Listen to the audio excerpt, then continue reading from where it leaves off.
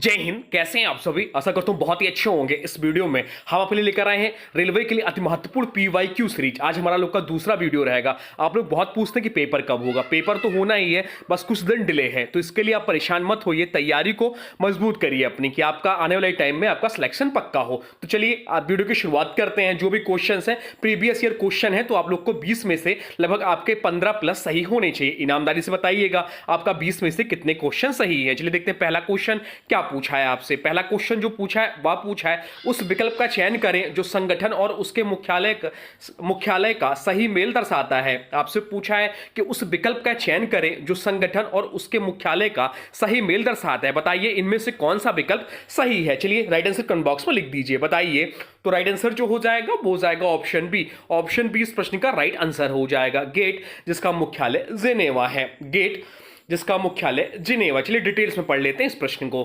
Gate general agreement of tariffs and trade की स्थापना 1948 में की गई थी। कब हुई थी इसकी स्थापना? 1948 में हुई थी। इसका मुख्यालय जो है जिनेवा स्विट्जरलैंड में। गेट का जो मुख्यालय था वह जिनेवा स्विट्जरलैंड में स्थित था। बाद में 1945 में गेट को WTO यानी कि वर्ल्ड ट्रेड ऑर्गेनाइजेशन में परिवर्तित कर दिया गया, जिसका मुख्यालय भी जिनेवा में है। बाकी विकल्पों की बात करें तो WHO जिसका विश्व स्वास्थ्य संगठन, इसका मुख्यालय जिनेवा है, ना कि पेरिस में। तो यह गलत ऑप्शन था। इसका मुख्यालय जो है जिनेवा में है WHO का। इंटरपोल की बात करें तो इंटरपोल का मुख्यालय जो है लेवांस फ्रांस में है, ना कि वाशिंगटन DC में। और इसरो का जो दिया हुआ था ESRO, इसकी बात करें तो इसका जो मुख्यालय था वो दिया हुआ था ऑप्शन में, इसका ब्रुसेल्स दिया तो ब्रुसेल्स नहीं हो जाएगा। इसका मुख्यालय जो है पेरिस में है। ESRO यानी कि यूरोपियन स्पेस रिसर्च ऑर्गेनाइजेशन, अब यह यूरोपियन स्पेस एजेंसी ESA में विलय हो चुकी, जिसका मुख्यालय पेरिस है, ना कि ब्रुसेल्स। तो सभी विकल्प को भी हम लोग पढ़ लिए हैं।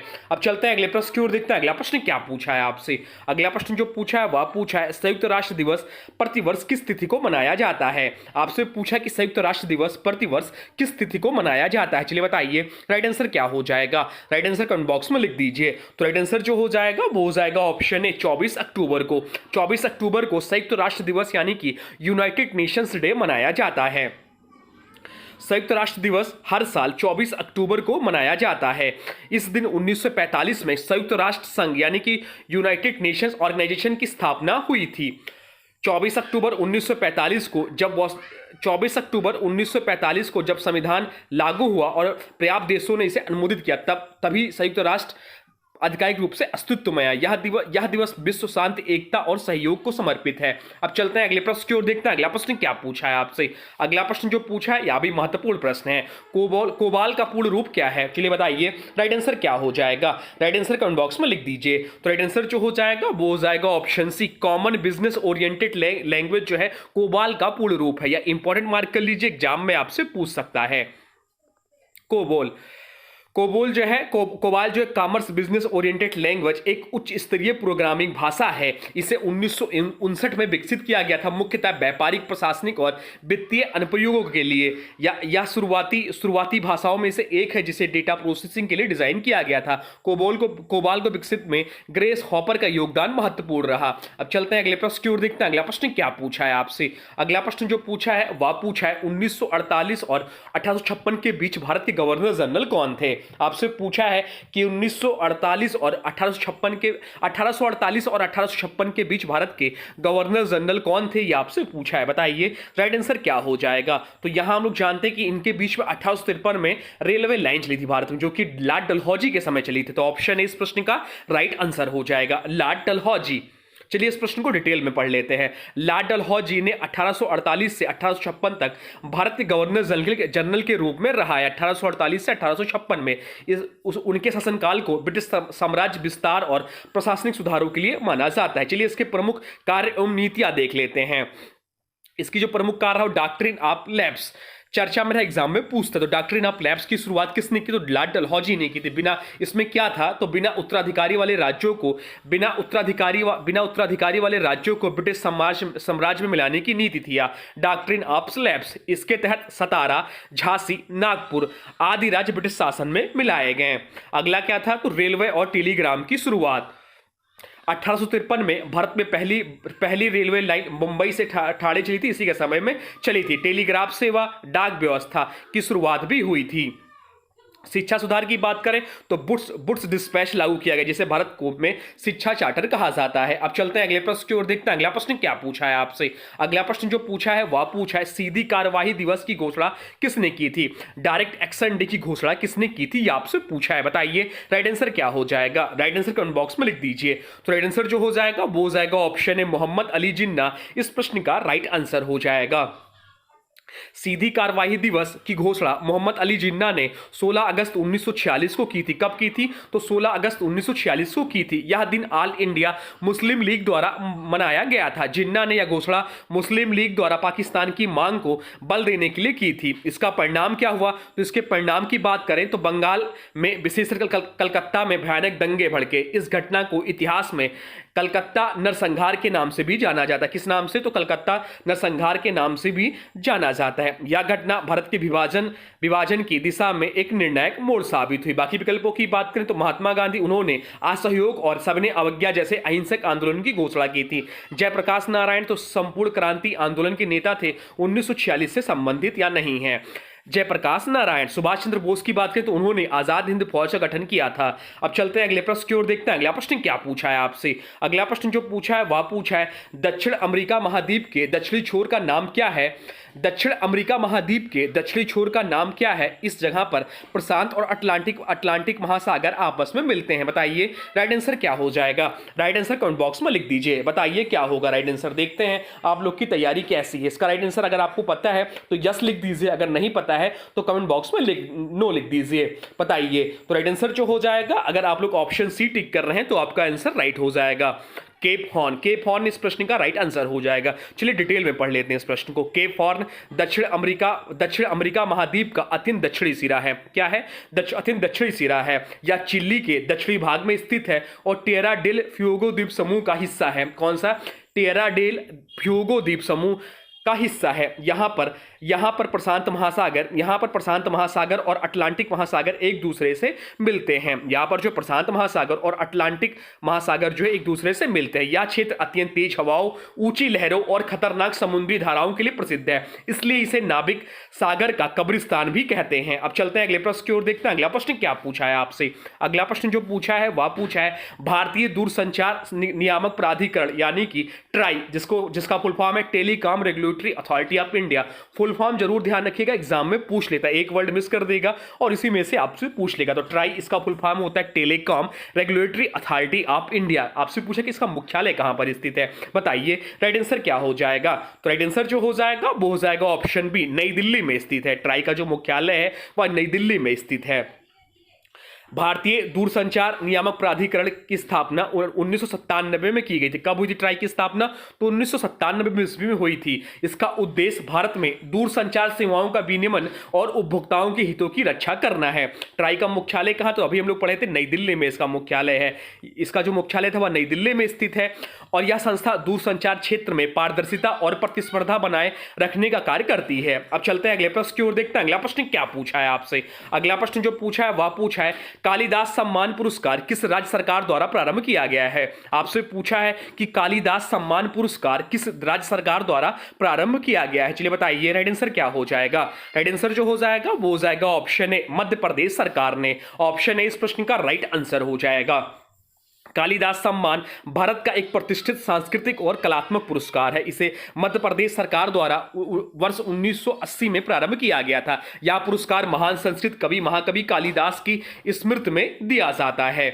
यह सम्मान नृत्य, संगीत, नाटक और ललित कला के क्षेत्र में उत्कृष्ट योगदान देने वाले कलाकारों को प्रदान किया जाता है। इसमें सम्मान पत्र, साल और नगद राशि दी जाती है। बाकी विकल्पों की बात करें तो महाराष्ट्र सरकार इसके द्वारा लता मंगेशकर पुरस्कार जैसी सांस्कृतिक पुरस्कार देती है। तो लता मंगेशकर पुरस्कार कौन देता है, तो यह आपका महाराष्ट्र सरकार देता है। छत्तीसगढ़ सरकार क्या देती है, तो छत्तीसगढ़ की बात करें तो इसका गठन मध्य प्रदेश से अलग होकर 2000 में मध्य प्रदेश से अलग होकर इस राज्य का निर्माण हुआ था। राजस्थान सरकार की बात करें तो राजस्थान रत्न और मुकुट बिहारी लाल पुरस्कार देती है। अब चलते हैं अगले प्रश्न की ओर, देखते हैं अगला प्रश्न क्या पूछा है आपसे। अगला प्रश्न जो पूछा है वह पूछा है निम्नलिखित में से कौन सी पुस्तक राजा राममोहन रॉय द्वारा लिखी गई थी। आपसे पूछा है कि निम्नलिखित में से कौन सी पुस्तक राजा राममोहन रॉय द्वारा लिखी गई थी। बताइए राइट आंसर क्या हो जाएगा। राइट आंसर जो हो जाएगा वो हो जाएगा option C, gift to monotheist. इस प्रश्न का राइट आंसर हो जाएगा। गिफ्ट टू मोनोथिस्ट जो है यह तोहफत उल मुअद्दीन राजा राममोहन राय की एक प्रसिद्ध दार्शनिक और धार्मिक पुस्तक है। इसे उन्होंने 1803 में फारसी भाषा में लिखा था। किस भाषा में? तो फारसी भाषा में इन्होंने लिखा था। इस पुस्तक में उन्होंने एकेश्वरवाद का समर्थन किया और अंधविश्वास व बहुतेदवाद की आलोचना की। चलिए राजा राममोहन राय से जो इंपॉर्टेंट क्वेश्चन बनते हैं उसको देख लेते हैं। सती प्रथा का समाप्ति वर्ष कब है? तो सती प्रथा जिसमें राजा राममोहन राय जी का बहुत ज्यादा योगदान है, जिसकी समाप्ति है, तो ये इसका जो वर्ष है वो 1829 है। ब्रह्म समाज की स्थापना बहुत ज्यादा एग्जाम में पूछता है, या सरल है परंतु क्वेश्चन बहुत ज्यादा बनता है। तो ब्रह्म समाज की स्थापना जो हुई थी वह 1828 में कोलकाता में हुई थी। एक किनसे संबंधित और पूछ लेता है कि आत्मीय सभा की स्थापना कब हुई थी? तो आत्मीय सभा की स्थापना जो हुई थी 1815 में हुई थी। एक एग्जाम में और क्वेश्चन पूछता है कि राजा राममोहन राय को राजा की उपाधि किसने दी थी? तो राजा राममोहन राय को राजा की उपाधि जो थी अकबर द्वितीय ने 1830 में दी थी। इनका निर्धन स्थान कहां है? तो इनका निर्धन स्थान जो है वह आपका ब्रिस्टल इंग्लैंड में है। पत्र की कौन से थे? राजा राममोहन राय द्वारा जो पत्र संचालित हुए वो थे संवाद कमोदी, मिरात उल अखबारिया भी ध्यान रखिएगा। इनका उपनाम जो है मॉडर्न इंडिया के जनक कहे जाते हैं। अब चलते हैं अगले प्रश्न की ओर, देखते हैं अगला प्रश्न क्या पूछा है आपसे। अगला प्रश्न जो पूछा है वह पूछा है 92वें संविधान संशोधन अधिनियम 2003 के माध्यम से भारतीय संविधान की 8वीं अनुसूची में निम्नलिखित में से किस भाषा को शामिल नहीं किया गया है? बताइए राइट आंसर क्या हो जाएगा। तो 92वें संविधान संशोधन अधिनियम 2003 के तहत पूछा कि आपसे कौन सा भाषा शामिल नहीं किया गया? तो मैथिली, बोडो, संथाली, ये सभी जो है 92वें संविधान संशोधन अधिनियम 2003 के माध्यम से जोड़े गए थे 8वीं अनुसूची पर। कन्नड़ जो है या नहीं जोड़ा गया था। तो ऑप्शन डी जो है इस प्रश्न का राइट आंसर हो जाएगा। चलिए डिटेल में पढ़ लेते हैं। 92वां संविधान संशोधन अधिनियम 2003 के तहत 4 नई भाषाएं भारतीय संविधान की 8वीं अनुसूची में जोड़ी गई थी। कौन सी थी ये 4 नई भाषाएं? तो ये जो चारों थी वो थी बोडो, डोगरी, मैथिली और संताली। ये 4 भाषाएं जो थी जोड़ी गई थी। कन्नड़ की बात करें तो कन्नड़ पहले से ही 8वीं अनुसूची में शामिल थी 1950 से।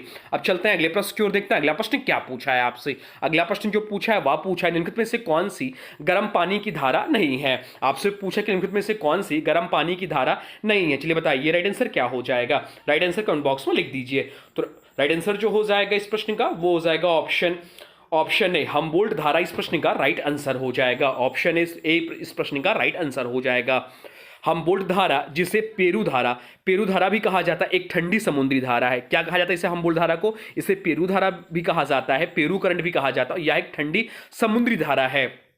या दक्षिण अमेरिका के पश्चिमी तट के पास अंटार्कटिका क्षेत्र से ठंडा जल लेकर भूमध्य रेखा की ओर उत्तर दिशा में बहती है। इसके कारण पेरू और चिली के तटीय क्षेत्र शुष्क और मरुस्थलीय बन जाते हैं। यह धारा प्रशांत महासागर की एक महत्वपूर्ण ठंडी धारा है। बाकी विकल्पों की बात करें तो कुरोशियो धारा की बात करें तो यह जापान के तट के पास बहने वाली गर्म धारा है। जापान के तट के पास बहने वाली गर्म धारा। त्सुशिमा धारा की बात करें जापान सागर में बहने वाली गर्म धारा है। अलास्का धारा की बात करें तो उत्तर प्रशांत महासागर में बहने वाली गर्म धारा है। अब चलते हैं अगले प्रश्न की ओर, देखते हैं अगला प्रश्न क्या पूछा है आपसे। अगला प्रश्न जो पूछा है वह पूछा है 2020 ओलंपिक खेल कहां आयोजित किया गया था? आपसे पूछा कि 2020 का जो ओलंपिक खेल हुआ था वह कहां आयोजित हुआ था? बताइए राइट आंसर क्या हो जाएगा। राइट आंसर कमेंट बॉक्स में लिख दीजिए। तो राइट आंसर जो हो जाएगा वो हो जाएगा ऑप्शन सी, जापान की राजधानी टोक्यो में हुआ था 2020 का ओलंपिक खेल। ओलंपिक खेल 2020 में टोक्यो में आयोजित होना था, जो कोविड-19 के कारण 23 जुलाई से 8 अगस्त 2021 में टोक्यो में आयोजित किया गया। वर्ष 2024 का ओलंपिक खेल जो था, जो कि 33वां संस्करण था, संस्करण ध्यान रखिएगा, 2024 ओलंपिक खेल जो कि 33वां संस्करण था ओलंपिक का, इसका आयोजन पेरिस फ्रांस में हुआ था।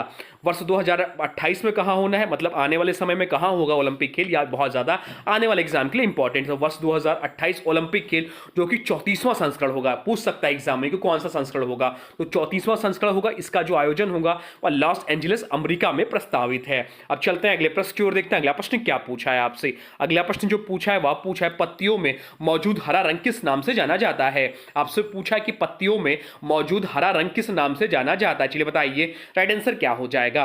राइट आंसर जो हो जाएगा वो हो जाएगा ऑप्शन डी, क्लोरोफिल। इस प्रश्न का राइट आंसर हो जाएगा ऑप्शन डी, क्लोरोफिल। पत्तियों में मौजूद हरा रंग क्लोरोफिल के नाम से जाना जाता जाता है। जाइलम क्या है जो विकल्प दिया गया है, तो जाइलम जो है पौधों में जड़ों से जल एवं खनिज का संवहन करता है। फ्लोएम की बात करें तो पत्तियों में बने भोजन का पौधों के विभिन्न भागों तक स्थानांतरण करता है। ऊतक एक प्रकार की कोशिकाओं के समूह को कहते हैं। अब चलते हैं अगले प्रश्न की ओर, देखते हैं अगला प्रश्न क्या पूछा है आपसे। अगला प्रश्न जो पूछा है वह पूछा है निम्नलिखित में से कौन से स्थल पर 1920 में भारतीय राष्ट्रीय कांग्रेस की बैठक हुई। चलिए बताइए राइट आंसर क्या हो जाएगा, राइट आंसर कमेंट बॉक्स में लिख दीजिए, बताइए क्या होगा इसका राइट आंसर। तो राइट आंसर जो हो जाएगा वो हो जाएगा ऑप्शन सी, नागपुर। नागपुर इस प्रश्न का राइट आंसर हो जाएगा, नागपुर। नागपुर में 1920 ईस्वी में भारतीय राष्ट्रीय कांग्रेस की बैठक हुई थी। भारतीय राष्ट्रीय कांग्रेस की स्थापना कब हुई थी, तो भारतीय राष्ट्रीय कांग्रेस की स्थापना जो हुई थी 1885 में हुई थी। भारतीय राष्ट्रीय कांग्रेस के प्रथम अध्यक्ष कौन थे, तो भारतीय राष्ट्रीय कांग्रेस के प्रथम अध्यक्ष जो थे वो WC बनर्जी थे। गांधी जी भारतीय राष्ट्रीय कांग्रेस के एकमात्र अधिवेशन बेलगांव अधिवेशन 1924 में अध्यक्षता की थी। बहुत ज्यादा इंपॉर्टेंट है। पूर्ण स्वराज शब्द की मांग किस अधिवेशन में हुआ, तो पूर्ण स्वराज शब्द की मांग जिस अधिवेशन में हुआ लाहौर अधिवेशन 1929 में थी। इसका अध्यक्षता किसने किया था, तो इसका अध्यक्षता तो किया था हमारे देश के पहले प्रधानमंत्री पंडित जवाहरलाल नेहरू ने किया था। अब चलते हैं अगले प्रश्न की ओर, देखते हैं अगला प्रश्न क्या पूछा है आपसे। अगला प्रश्न जो पूछा है वह पूछा है प्रथम पंचवर्षीय योजना का मुख्य उद्देश्य क्या था। आपसे पूछा है कि प्रथम पंचवर्षीय योजना का मुख्य उद्देश्य क्या था, बताइए राइट आंसर क्या हो जाएगा। राइट आंसर जो हो जाएगा वो हो जाएगा ऑप्शन है कृषि पर विकास। इस प्रश्न का राइट आंसर हो जाएगा इसे प्रथम पंचवर्षीय योजना यानी कि जवाहरलाल नेहरू के नेतृत्व में 1951 से 1956 की अवधि में शुरू किया गया था। इसे हेरॉड या जो है प्रथम पंचवर्षीय योजना हेरॉड डॉमर मॉडल पर आधारित था। इसका मुख्य ध्यान कृषि विकास पर था इसका मुख्य ध्यान। यह योजना सफल रही और 3.6% की वृद्धि दर हासिल हुई, 2.1% के लक्ष्य के से अधिक। प्रथम पंचवर्षीय योजना तो कृषि पर विकास था। द्वितीय पंचवर्षीय योजना जो था वह औद्योगिक विकास से संबंधित था, जिसका कार्य पीरियड 1956 से 1961 पर था। जिसका जो मॉडल था वो पीसी महालनोबिस मॉडल था। और तृतीय पंचवर्षीय योजना अर्थव्यवस्था को गतिमान और आत्मनिर्भर बनाना था। अब चलते हैं अगले प्रश्न की ओर, देखते हैं अगला प्रश्न क्या पूछा है आपसे। अगला प्रश्न जो पूछा है वह पूछा है पोखरण परीक्षण 1998 को क्या नाम दिया गया था। कल भी आप प्रश्न पढ़े थे, तो बताइए राइट आंसर क्या हो जाएगा। राइट आंसर कमेंट बॉक्स में लिख दीजिए। तो राइट आंसर जो हो जाएगा वो हो जाएगा, बताइए क्या होगा। राइट आंसर हो जाएगा ऑप्शन ए ऑपरेशन शक्ति। इस प्रश्न का राइट आंसर हो जाएगा ऑप्शन ए, इस प्रश्न का राइट आंसर हो जाएगा। पोखरण परीक्षण दूसरा परीक्षण जो था 2 मई 1998 को ऑपरेशन शक्ति के तहत हुआ था। 18 मई 1974 को राजस्थान के पोखरण में पहला परमाणु परीक्षण किया गया था, जो कि स्माइलिंग बुद्धा ऑपरेशन के तहत हुआ था। अब चलते हैं अगले प्रश्न की ओर, देखते हैं अगला प्रश्न क्या पूछा है आपसे। अगला प्रश्न जो पूछा है वह पूछा है आरबीआई की स्थापना किस डेट में हुई थी। आपसे पूछा है कि आरबीआई की स्थापना किस डेट में हुई थी, बताइए राइट आंसर क्या हो जाएगा। तो राइट आंसर जो हो जाएगा वो हो जाएगा ऑप्शन 1 अप्रैल 1935 को। आरबीआई की जो स्थापना हुई थी वह 1 अप्रैल 1935 को हुई थी। चलिए आरबीआई के बारे में डिटेल्स में पढ़ लेते हैं, जो आपके एग्जाम में आपसे पूछ सकता है। आरबीआई की स्थापना कब हुई थी, तो 1 अप्रैल 1935 को हिल्टन यंग कमीशन सिफारिश के आधार पर हुई थी। इसका अधिनियम जो था भारतीय रिजर्व बैंक अधिनियम 1934 के तहत। राष्ट्रीयकरण की बात करें तो इसका राष्ट्रीयकरण हुआ था 1 जनवरी 1949 को। एक लाइन बहुत ज्यादा इंपॉर्टेंट एग्जाम में पूछता है, तो ये चीज ध्यान रखिएगा। मुख्यालय इसका कहां है, तो उसका मुख्यालय जो मुंबई महाराष्ट्र में है। पहले ब्रिटिश गवर्नर कौन थे, तो पहले ब्रिटिश गवर्नर जो थे सर ऑसबॉर्न स्मिथ थे। सर ऑसबॉर्न स्मिथ इसके पहले ब्रिटिश गवर्नर थे। और पहले भारतीय गवर्नर जो थे सीडी देशमुख साहब थे। वर्तमान में से गवर्नर कौन है, तो वर्तमान समय में आरबीआई के जो गवर्नर हैं वो संजय मल्होत्रा साहब हैं। ये 26वें नंबर के हैं। अब चलते हैं अगले प्रश्न की ओर, देखते हैं अगला प्रश्न क्या पूछा है आपसे। अगला प्रश्न जो पूछा है वह पूछा है नीति आयोग की स्थापना कब हुई थी। आपसे पूछा है कि नीति आयोग की स्थापना कब हुई थी, बताइए राइट आंसर क्या हो जाएगा। राइट आंसर जो हो जाएगा वो हो जाएगा ऑप्शन ए 2015 में। 2015 में नीति आयोग की स्थापना हुई थी। चलिए नीति आयोग के बारे में डिटेल से पढ़ लेते हैं। इसकी स्थापना जो हुई थी वो हुई थी 1 जनवरी 2015 को। मुख्यालय कहां है, तो मुख्यालय जो है नई दिल्ली में है।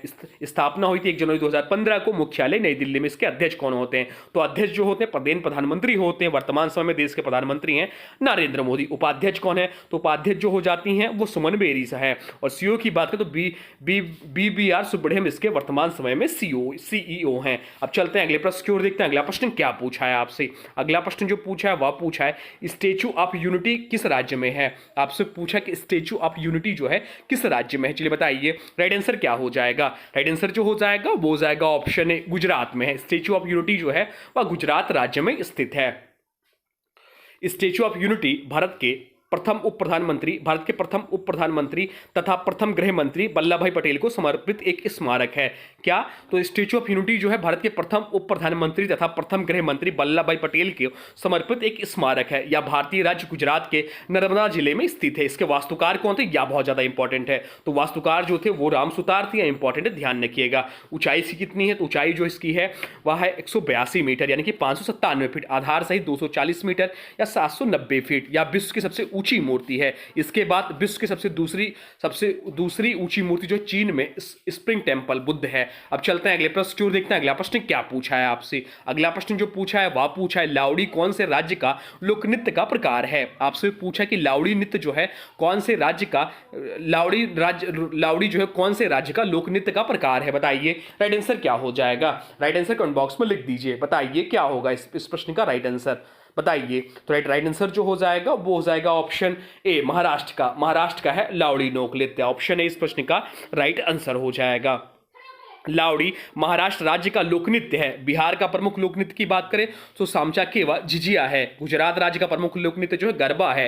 राजस्थान का प्रमुख लोक नृत्य जो है घूमर, झूमर, घापाल आदि जो है राजस्थान के प्रमुख लोक नृत्य हैं। तो ये रहे आपके टॉप 20 जीके जीएस के प्रश्न जो आपके आने वाले एग्जाम के लिए बहुत ही महत्वपूर्ण है। जो भी क्वेश्चन नया लगे, आपको नहीं पता है तो कॉपी पेन में नोट कर लिया करिए, इससे आपके क्वेश्चन जल्दी जल्दी तैयार हो जाएंगे। अब आज की वीडियो से प्रश्न है, इसका राइट आंसर आप लोगों को कमेंट बॉक्स में बताना है। आज की वीडियो से प्रश्न है 2020 ओलंपिक खेल कहां आयोजित किया गया था। आपसे पूछा कि 2020 ओलंपिक खेल कहां आयोजित किया गया था, 2024 से कहां हुआ था और 2028 से कहां प्रस्तावित है। जो भी कुछ जानते हैं ओलंपिक खेल के बारे में लिख दीजिए कमेंट बॉक्स में और बताइए वीडियो कैसा लगा। कोई सुझाव हो तो अभी कमेंट बॉक्स में जरूर लिखिएगा।